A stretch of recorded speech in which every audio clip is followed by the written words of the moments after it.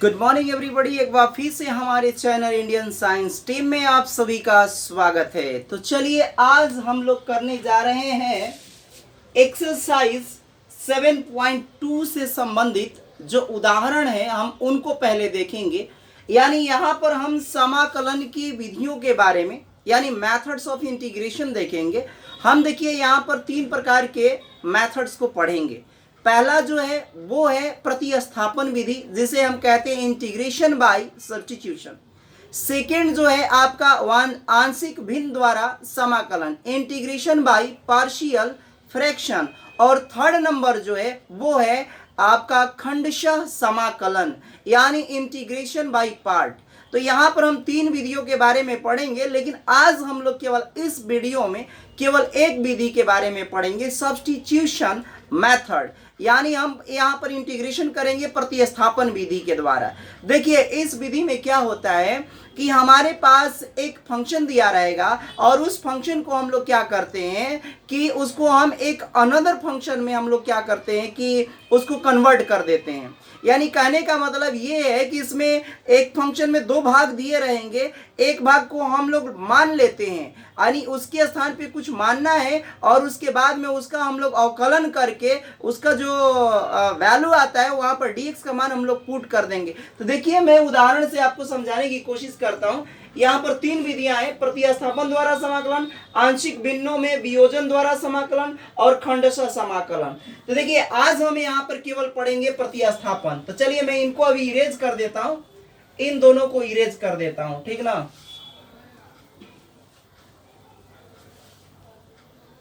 देखिए यहां सबसे पहले क्या है कि प्रतिस्थापन द्वारा समाकलन में क्या होता है। इसमें क्या होता है, देखिए इसमें हम लोग क्या लेंगे, एक जैसे कि फंक्शन है, अगर मान लिया जाए हम एक फंक्शन पर विचार करते हैं। चलिए जैसे यहां पर मैं आपको बताऊं,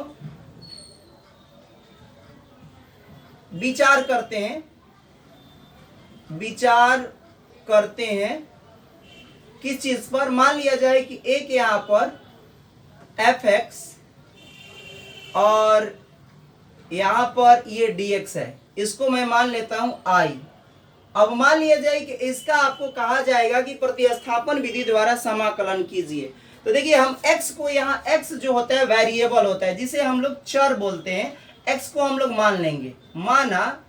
हमने मान लिया x बराबर, इसको हम लोग gt मान लेते हैं। एक फंक्शन मान लिया t के फॉर्म में हमने मान लिया। अब क्या करेंगे, इसको t के सापेक्ष अवकलन कर देंगे। t के सापेक्ष अवकलन करने पर पहले हम लोग थोड़ा समझ लेते हैं, उसके बाद आपको समझ में। इसको करेंगे तो dx बाई हो जाएगा dt और इधर हो जाएगा dy dt और पूरा को हम लोग यहां लिख लेंगे ब्रैकेट के अंदर ये। जब ये वाला का जब समाकलन आप क्या बोलते हैं अवकलन करते हैं तो यहाँ डैश लग जाता है, यहाँ dx बाई dt रहेगा और यहाँ लिख लेंगे हम लोग g डैश t। अब क्या करेंगे, यहाँ dx का मान निकाल लेंगे, dx बराबर dt को इधर भेज देंगे, g डैश यहाँ हो जाएगा t। अब देखिए ये वाली वैल्यू हम लोग यहाँ पुट कर देंगे और x का मान ये वाला इसमें पुट कर देंगे। यानी समीकरण 1 में t और dx को प्रतिस्थापित करने पर को मैं रखने पर लिख देता हूं, रखने पर। चलिए तो यहां पर हम लोग रखते हैं तो i बराबर क्या हो जाएगा, ये हो जाएगा f। x की जगह हमको रखना है क्या चीज, gt। यहां लिख देंगे x की जगह पर हम लोग लिख देते हैं g और इसके अंदर t। चलो ऐसे ही लिख देता हूं, ठीक। और dx की वैल्यू यहां पर क्या हो गई, ये g डैश t। अब आपने देखा कि i की जगह पर, यानी मतलब इसको लिख सकते हैं, i की जगह पर कितना है f x dx। इसको हमने किस फॉर्म में लिख दिया, हमने इसको एक दूसरे फॉर्म में इंटीग्रेशन यहां लगा लीजिएगा, ठीक ना। इंटीग्रेशन एफ, यहां लिख लेंगे हम लोग GT, और इनटू का G डैश यहाँ पर T, और ये DT लास्ट में था तो यहाँ लिख लेते हैं हम लोग, यहाँ DT नहीं किया था इस साइड में, ध्यान रखिएगा, तो DT यहाँ भी लिख लेंगे DT। अब आपने देखा कि हमने fx जो एक फंक्शन है इसको मैंने एक अनदर फंक्शन में लिख दिया, यानी GT के फॉर्म में हमने लिख दिया। तो सबसे पहले जो फंक्शन दिया रहेगा उसे हमें एक अनदर फंक्शन में कन्वर्ट कर देना है। तो आइए इसको ऐसे भी इस प्रकार भी हम लोग कर सकते हैं। जब आप हल करेंगे इंटीग्रेशन को, जब हल करना होगा तो देखिए इसको कैसे कर सकते हैं आप। जैसे मान लिया जाए कि आपको इसी चीज को मैं अब ले लेता हूं, यहां पर i बराबर मान लिया जाए आपको, इसको हम ले लेते हैं फंक्शन ऑफ x, और ये जो होगा फंक्शन ऑफ x का यहाँ पर जो एक अवकलन जो हम लोग फाइंड आउट करेंगे, यानी एफ डैश एक्स यहां रहेगा और यहां रख लेंगे dx। अब देखिए आपको क्या करना है कि एफ डैश एक्स और gx dx में यहां पर एक पार्ट को हम लोग मान लेते हैं। तो इस पार्ट को हम लोग क्या करेंगे, मान लेंगे, माना एफ एक्स बराबर क्या करेंगे, यहां पर t मान लेंगे, मान लिया एफ एक्स बराबर t।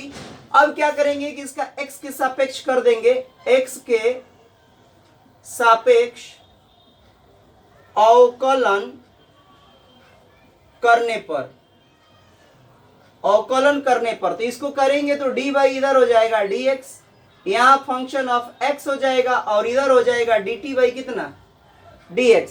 अब देखो इसको जब डिफरेंशिएशन करते हो तो यहां पर डैश लिख दिया जाता है, यहां पर डैश x हो जाता है, और ये हो जाएगा dt बाई कितना dx। अब ये वाला को इधर मल्टीप्लाई में हम लोग भेज देंगे, यहां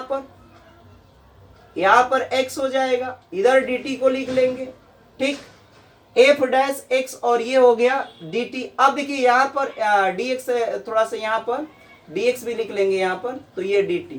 अब देखो यहां पर dt, यहां पर हम लोग dx का मान निकालेंगे, यहां पर गड़बड़ हो गया क्या, x के सापेक्ष में किया है तो dx हो गया, dx इधर dx भेजेंगे, ठीक है। यहाँ पर अब देखो क्या करेंगे कि इस वाले भाग की जगह पर हम लोग समीकरण एक इसमें भी मान लेंगे, i बराबर यहां पर हो जाएगा fx को क्या माना है हमने, t माना है, तो यहां लिख देंगे हम लोग t into F dash x dx, F dash x dx की जगह पर कितना है, यहाँ पर dt है, तो हम लोग यहाँ dt लिख देंगे। अब आपने देखा कि इस फंक्शन को किस तरह से हमने इस फॉर्म में चेंज कर दिया, यानी एक पार्ट को आपको t मानना है और दूसरे पार्ट को लाने की कोशिश करना है। सब्स्टिट्यूशन यानी प्रतिस्थापन में ये विशेष रूप से ध्यान देना होता है, ये महत्वपूर्ण बात है यहाँ पर कि आपको एक पार्ट को मानना है और दूसरे पार्ट को लेकर आना है, ताकि वो पार्ट हट जाए और आराम से इजिली इसका हम लोग क्या कर सके, इंटीग्रेशन कर सकें। तो चलिए यहां समझते हैं।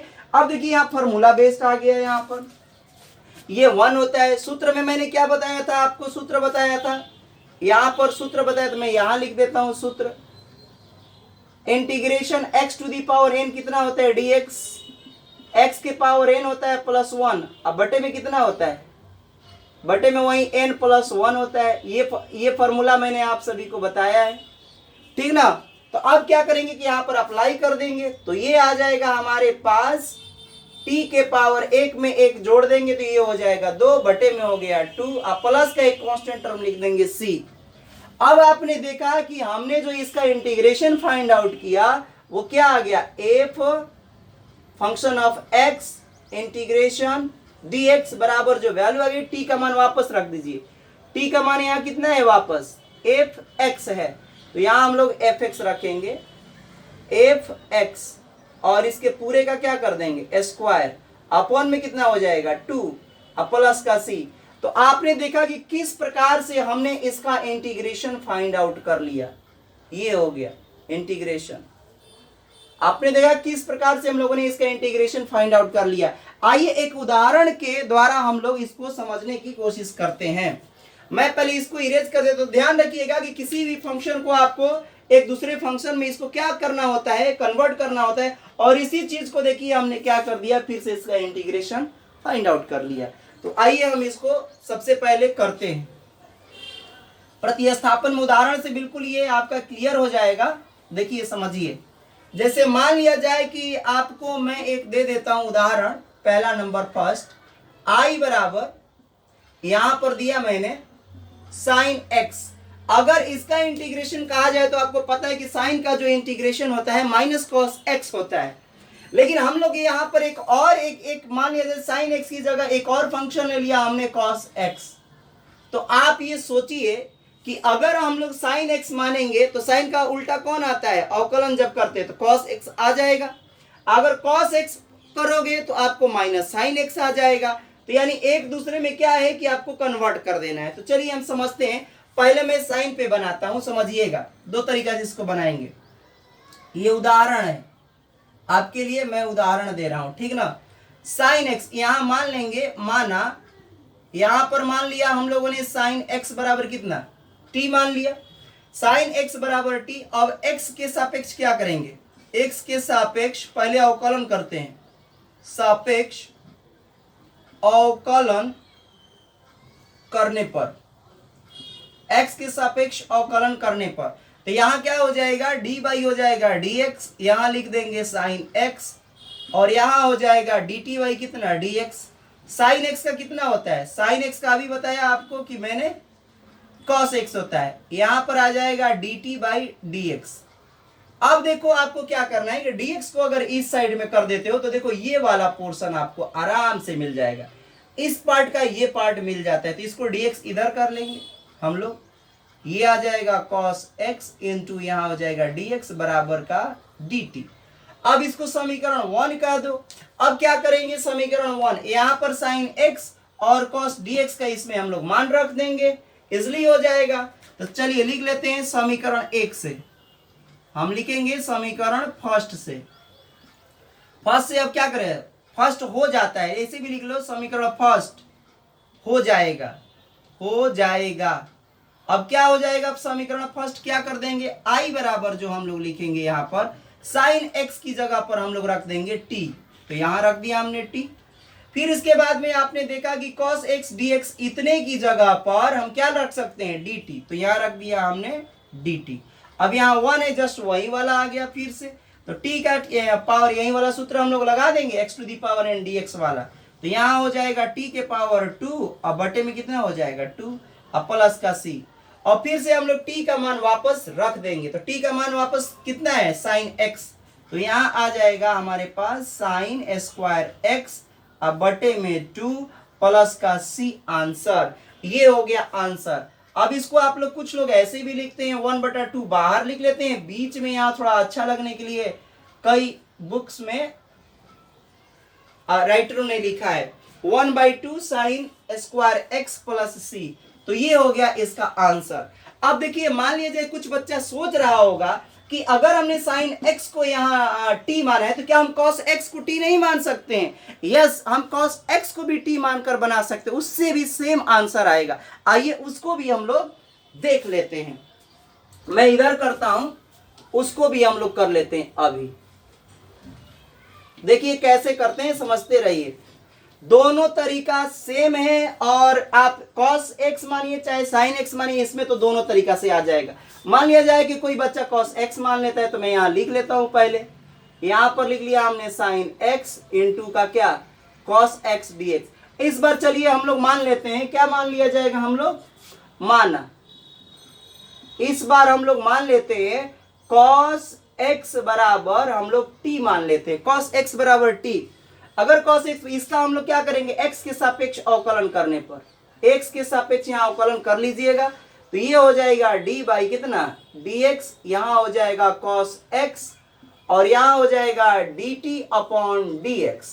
अब cos x का कितना होता है, तो माइनस का साइन x होता है, माइनस साइन x बराबर का dt अपॉन में ये आ जाएगा dx। स्पेस का मैं तो थोड़ा यहाँ पर कर लेता हूँ, साइन एक्स को इधर तीरछा तिरछी कर लीजिए, चाहे चलो इसी लाइन में चलते हैं, नहीं तो आपको दिक्कत हो सकती है। यहाँ dx को इस साइड में लाते हैं तो साइन x ये dx हो जाएगा। ये जो माइनस है इसको आप इधर भेज दीजिए dt में। अब देखो साइन x और dx, यानी ये वाला जो पोर्शन है इतना, ये वाला पार्ट आ गया। साइन एक्स डी एक्स, और साइन एक्स डी एक्स की जगह हम लोग लिख सकते हैं माइनस डी टी, और कॉस एक्स की जगह पे कितना रख देंगे, टी। तो चलिए समीकरण एक हो जाएगा, इसलिए समीकरण एक क्या हो जाएगा, समीकरण एक हो जाएगा। कैसा बन जाएगा भाई समीकरण एक, तो आई बराबर, अब चलिए यहाँ कॉस एक्स की जगह पे पहले टी रख दीजिए, टी रख दिया, और साइन एक्स और D x, sine x D x की जगह पर माइनस ये रख देंगे डी टी। अब माइनस माइनस को बाहर ले लेंगे यहाँ पर, तो माइनस को बाहर लेंगे तो कितना हो जाएगा यहाँ पर माइनस ये टी, और ये हो जाएगा डी टी। यहाँ वन है, फिर से वही फॉर्मूला लगेगा, कौन सा फॉर्मूला आपको बताया था, वही वाला, x to the power n dx क्या होता है, x के पावर n प्लस वन, अब बटा में 1 plus n plus one, plus का c होता है, तो फिर यहाँ लिख दीजिए आप, ये हो जाएगा माइनस t का हो गया, एक जोड़ देंगे तो 2 हो गया, अब बटे में भी कितना हो जाएगा 2, अब प्लस का एक कांस्टेंट लिख देंगे। t का मान वापस कर दिया जाए, तो t का मान वापस करेंगे तो कितना आ जाएगा माइनस का, t का मान यहां से वापस करिए, cos x है, तो यहां लिख देंगे cos स्क्वायर x अपॉन में 2। अब तो लड़के कहेंगे कि यहाँ पर तो साइन स्क्वायर x बटा में 2 आया, यहाँ तो cos स्क्वायर x बटा में 2। तो आपको देखो ये भी आंसर सही है, ये भी आंसर, ये आंसर कैसे ये आएगा, आइए मैं आपको ये सिखाता हूँ। समझिए, यहाँ पर थोड़ा सा हम लोग चलते हैं 10th क्लास के तरफ, 10th क्लास के तरफ हम लोग चलेंगे तो बिल्कुल आपको समझ में आ जाए। देखिए यहाँ पर आप लोगों ने पढ़ा होगा, क्या पढ़ा है कि sine square theta plus cos square theta बराबर होता है 1। तो यहां से हम लोग कॉस स्क्वायर का मान निकाल लेंगे, तो कॉस स्क्वायर थीटा बराबर क्या हो जाएगा, ये उधर जाएगा तो माइनस का हो गया, माइनस साइन स्क्वायर थीटा। अब देखिए यहाँ पर x चल रहा है तो हम x लिखेंगे। अब देखिए इस i को हम लोग क्या लिख सकते हैं, अब समझिए, i बराबर अब हम लोग लिख सकते हैं इस वाले चीज को, माइनस है यहाँ माइनस लगा दीजिए, इसकी जगह में कॉस स्क्वायर की जगह ये सूत्र लगाओ, 1 माइनस यहाँ कॉस, तो कॉस की जगह यहाँ साइन लिख रहे हैं, साइन स्क्वायर थीटा की जगह x है तो x इसमें लिखेंगे, अपॉन में कितना चल रहा है यहाँ पर 2 चल रहा है, अब प्लस का यहाँ c है। अब क्या करेंगे, इसको सेपरेट कर लो, तो i बराबर कितना हो जाएगा, ये माइनस हो जाएगा यहाँ पर माइनस 1 बटा 2, ये माइनस माइनस क्या हो गया प्लस, ये हो गया साइन स्क्वायर x प्लस का c। अब ध्यान से देखो, ये वाला जो एक कांस्टेंट है और ये भी c भी कांस्टेंट है, इन दोनों को एक तरफ कर लेंगे, तो i बराबर हो गया साइन स्क्वायर को पहले हम लोग बाहर कर ले, बटे में इसमें भी 2 कर लीजिएगा, 1 बटा 2 लिख लेता हूं अच्छा लगने के लिए, ये हो जाएगा साइन स्क्वायर x, इन दोनों को एक साथ ले लेंगे ब्रैकेट में, माइनस 1/2 प्लस का c। इसके बदले हम लोग एक बड़ा c रख देंगे, बस उसी को हम लोग आर्बिट्रेरी कांस्टेंट कहते हैं, साइन स्क्वायर x, और ये आ जाएगा प्लस का कितना, प्लस का हो जाएगा एक बड़ा c। तो देखो आपको ये आंसर और ये आंसर दोनों आपको सेम है, तो आप दोनों मेथड से आप मानने के लिए साइन x मानिए या कॉस x मानिए, दोनों तरीका से आप मान के कर सकते हैं, आंसर सेम है। लेकिन एग्जाम में आप चाहें तो यहां तक भी आंसर आप लिख सकते हैं, यहां तक भी आंसर लिख देंगे तो कोई समस्या नहीं है, क्योंकि ये भी आंसर सही है, ये भी आंसर सही है, बस ये है कि इसको हम लोग कन्वर्ट कर देते हैं उसी फॉर्म में। तो अब आइए, अब एक दो सवाल हम लोग उदाहरण देखेंगे, उदाहरण नंबर हम लोग देखने, मैं बुक में देखता हूं, बुक का उदाहरण नंबर हम लोग करने जा रहे हैं। सबसे पहले 5, निम्नलिखित फलनों का x के सापेक्ष समाकलन कीजिए। मैं तब तक मिटा देता हूं, फिर लिख लेता हूं इस सवाल को।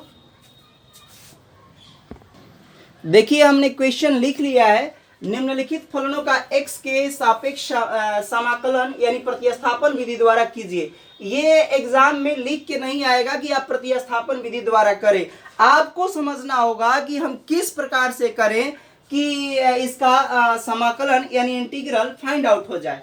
तो चलिए आइए सबसे पहले देखते हैं साइन mx, इसको हम लोग करते हैं। सबसे पहले देखिए यहां पर करेंगे साइन mx का, तो ये हो जाएगा, सबसे पहले इसको i मान लेते हैं, यहां लिख लिया हमने साइन mx और यहाँ dx के सापेक्ष कर दिया। a वाला भाग को हम लोग क्या मान लेंगे, इसको मान लेंगे t, तो चलिए मान लीजिए एम एक्स बराबर टी, यहां लिख देंगे माना एम एक्स बराबर टी, एक्स के सापेक्ष समाकलन यानी अवकलन करने पर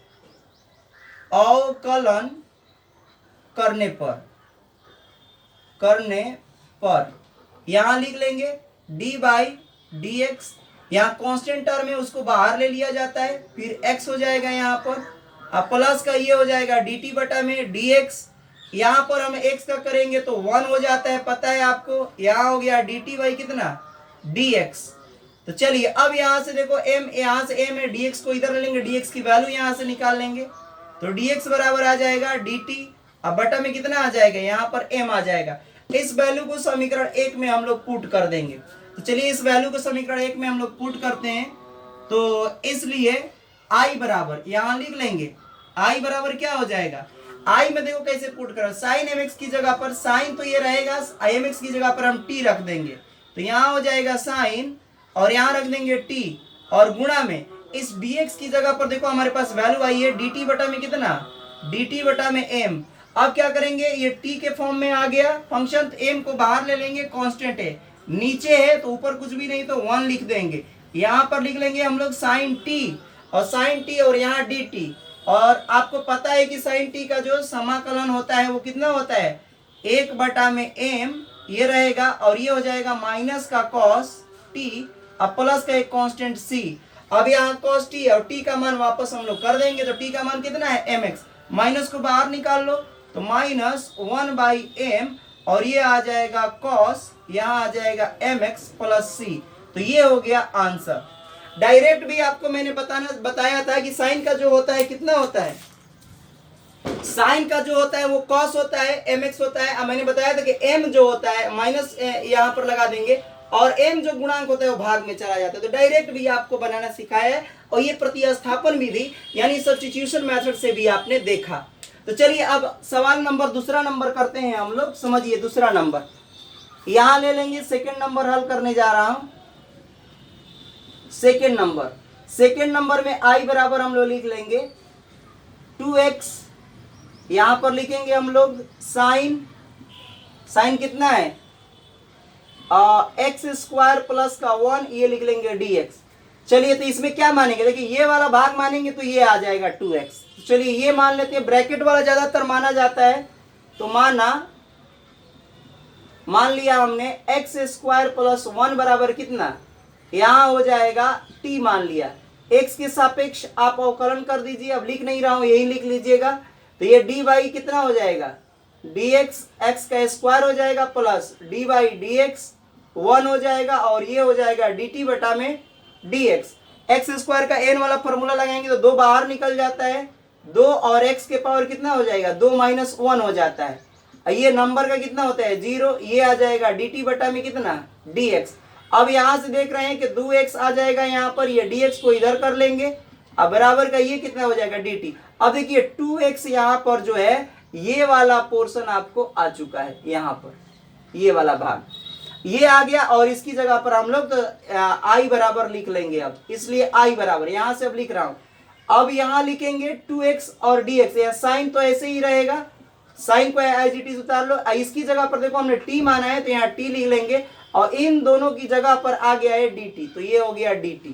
बस इसका कर देंगे हम लोग समाकलन, तो साइन t का क्या होता है, साइन t का माइनस का क्या होता है cos t, अब प्लस का एक कांस्टेंट, t का मान वापस रख देंगे, जो वैल्यू है वो हो जाएगा माइनस कॉस, और यहाँ पर आ जाएगा एक्स स्क्वायर प्लस का 1 है, t का मान यहाँ से रख दिया, प्लस का c कांस्टेंट।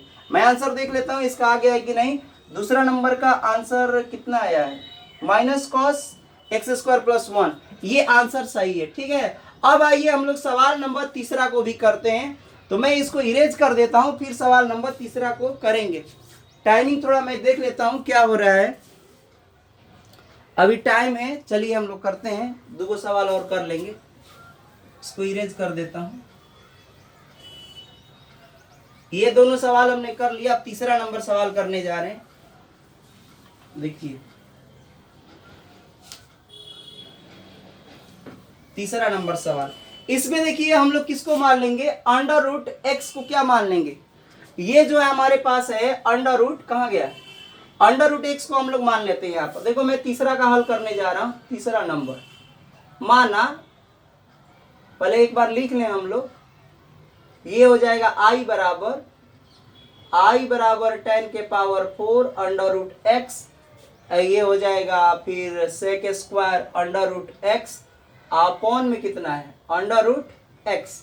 चलिए तो यहां पर हम लोग मान लेते हैं, देखिए माना, क्या मान लेंगे हम लोग, माना अंडर रूट एक्स बराबर हमने टी मान लिया, एक्स के सापेक्ष अवकलन कर दीजिए, तो ये हो जाएगा डी वाई कितना हो जाएगा d x under root x, अब थोड़ा फास्ट में कर रहा हूँ, डी टी बटा में ये हो जाएगा d x, under root x का क्या होता है 2 अंडर रूट, यहाँ पर एक्स होता है, डी टी बटा में कितना हो जाएगा डी एक्स हो जाएगा। अब देखिए यहाँ पर हम लोग ध्यान दे रहे हैं कि यहाँ पर अंडर रूट एक्स का जब आपने किया तो 2 अंडर रूट कितना होता है एक्स हो जाता है, और डी टी बटा में डी एक्स आ रहा है, तो अब ये अपॉन में हम लोग इसको भेज देंगे, तो आराम से हमको यहाँ पर 1 बाई यहाँ डी एक्स लिख लीजिएगा, तो यहाँ मैं लिख लेता हूँ इसको, चाहे डायरेक्ट हम लोग इसमें पुट कर देंगे तो भी बन जाएगा, लेकिन मैं डायरेक्ट करता हूँ। चलो यहाँ से मैं सजाने की कोशिश करता हूँ, 2 को क्या करेंगे, ये पूरे वाले जितने भी पार्ट है इसको मैं लिख लेता हूँ, इसको मैं इधर लाता हूँ, चलिए इधर की तरफ लाता हूँ, और dt को नीचे लाएंगे तो ठीक नहीं रहेगा, dx का चलो इधर निकाल लेते हैं,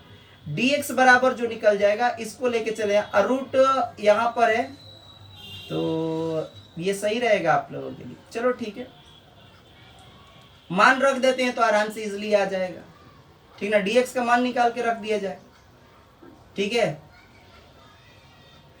यहाँ पर मैंने गड़बड़ लिख दिया है, यहाँ under root 1 by 2 under root x होता है, ये गड़बड़ हो रहा था, ठीक ना। अब चलिए करते हैं, यहाँ dx को इधर लेके चलते हैं तो 1 बाई अंडर रूट एक्स हो जाएगा, dx बराबर आ जाएगा, इसको हम लोग भेज देंगे 2 को इधर, तो 2 dt हो गया।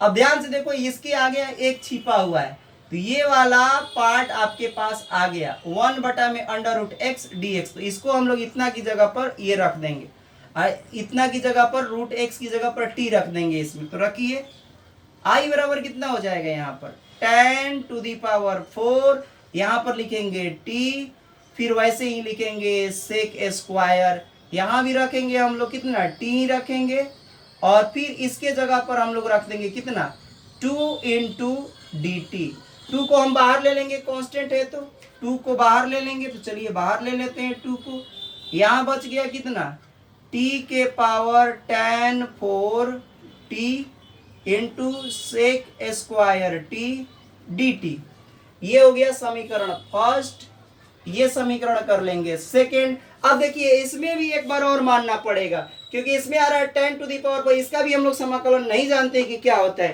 तो इसको भी हम लोग मानेंगे, फिर पुनः मानते हैं, पुनः माना, क्या माना, इसमें अब की बार क्या मान लिया जाए 10 को मान लिया जाए, यहाँ पर मैं मान लेता हूँ 10 t बराबर मैं मान लेता हूँ u, देखिए t पहले माना था, अब की बार u मानना पड़ेगा, तो चलिए x के सापेक्ष क्या कर देंगे, x के सापेक्ष समाकलन करने पर, समाकलन नहीं अवकलन करने पर, चलिए इधर करते हैं हम लोग, x के सापेक्ष इसको करते हैं तो कितना आ जाएगा, यहां पर जो आ जाएगा वो आ जाएगा d बाई डी एक्स, ये हो जाएगा 10x, और du बाई यहां पर हो जाएगा dx, 10 का क्या होता है तो सेक स्क्वायर मैंने बताया है आपको, सेक स्क्वायर x, और ये उतर जाएगा du बाई dx, अब dx को इधर कर लो, सेक स्क्वायर x dx बराबर ये आ गया du, देखो यहाँ पर आपको आ गया सेक स्क्वायर, ये वाला पोर्शन आ जाएगा, लेकिन ये t के फॉर्म में हमको t के रिस्पेक्ट में करना पड़ेगा, यहाँ पर t है तो हम लोग t के रिस्पेक्ट में करें, ठीक ना, अब x के रिस्पेक्ट में नहीं करेंगे, यहाँ t करिए, तो यहाँ भी आपको t के रिस्पेक्ट में करना है, क्योंकि फंक्शन t में दिया है तो t के रिस्पेक्ट में करना होगा, x में नहीं कर सकते। अब यहाँ भी हो गया तो यहाँ आ जाएगा dt, अब आ जाएगा, यहाँ भी dt कर लीजिएगा। चलो ये भी ध्यान रखना है कि जैसे मैंने x के सापेक्ष किया था आपको t के रिस्पेक्ट में करना पड़ेगा। अब ये देखिए यहाँ पर ये वैल्यू आ चुकी है आपके पास सेक t और 10 की जगह पर, तो आप लिखेंगे समीकरण 2, समीकरण 2 हो जाएगा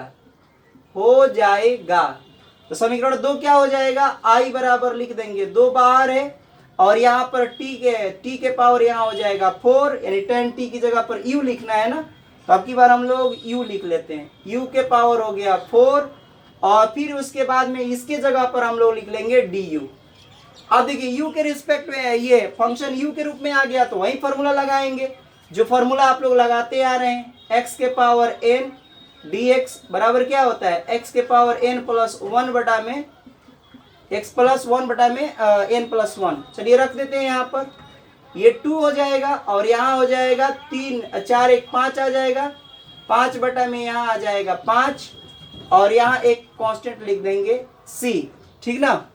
अब चलिए अब इसका मान रख लेते हैं हम लोग, 2 बटा में यहाँ कितना हो जाएगा, 2 बटा में 5 और ये होगा u की वैल्यू यहाँ से हम लोग रखते हैं, u का मान क्या है 10 है, तो यहाँ पर लिख देंगे 10 के पावर 5 और यहाँ पर लिख देंगे हम लोग t, ठीक ना। मान वापस कर दिया और प्लस का c रख देंगे, फिर से अब t का मान वापस करेंगे, t का मान कितना है √x, तो इसको भी लिख दीजिए 2/5 और 10 यहाँ लिख लेंगे पावर 5 √x प्लस का c। तो चलिए मैं आंसर देख लेता हूँ इसका आंसर आ गया है कि नहीं। सवाल नंबर तीसरा का आंसर आ चुका है, देख लीजिए आप लोग, यहाँ पर 5 आ गया, ठीक है, बिल्कुल सही आंसर है। आइए अब हम लोग इसको सवाल नंबर 4 को करते हैं, मैं इसको इरेज कर देता हूँ।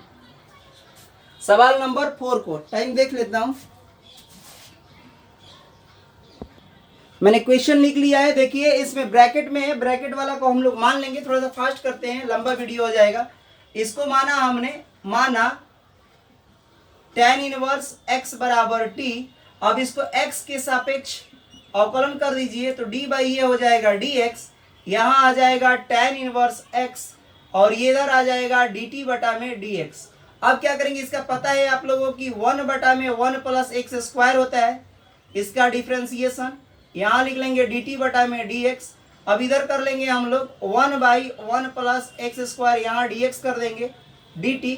ये वाला देखो ऊपर 1 छिपा हुआ है, इस वाले जगह पर हम लोग लिख देंगे ये वाली वैल्यू और tan इनवर्स की जगह में t लिख लेंगे, इसलिए i बराबर क्या होगा, i में मान रखिए, यहाँ पर साइन एज इट इज उतार लीजिए, साइन tan इनवर्स की जगह हम लोग t रख देंगे और इसकी जगह पर आया है dt। बस अब साइन का क्या होता है आपको पता है कि साइन का माइनस का क्या होता है cos t हो जाएगा, प्लस का एक कांस्टेंट टर्म। अब वापस मान t का मान वापस रख दीजिए, आंसर आ गया, तो माइनस का cos और यहाँ पर आ जाएगा कितना tan इनवर्स x प्लस का c। तो यहाँ हम लोग कंप्लीट करते हैं उदाहरण नंबर 5 को, हम नेक्स्ट वीडियो में देखेंगे उदाहरण नंबर 6। तो चलिए यहीं पर हम वीडियो को समाप्त करते हैं। कृपया हमारे चैनल को लाइक करें, सब्सक्राइब करें और शेयर करें। बहुत बहुत धन्यवाद।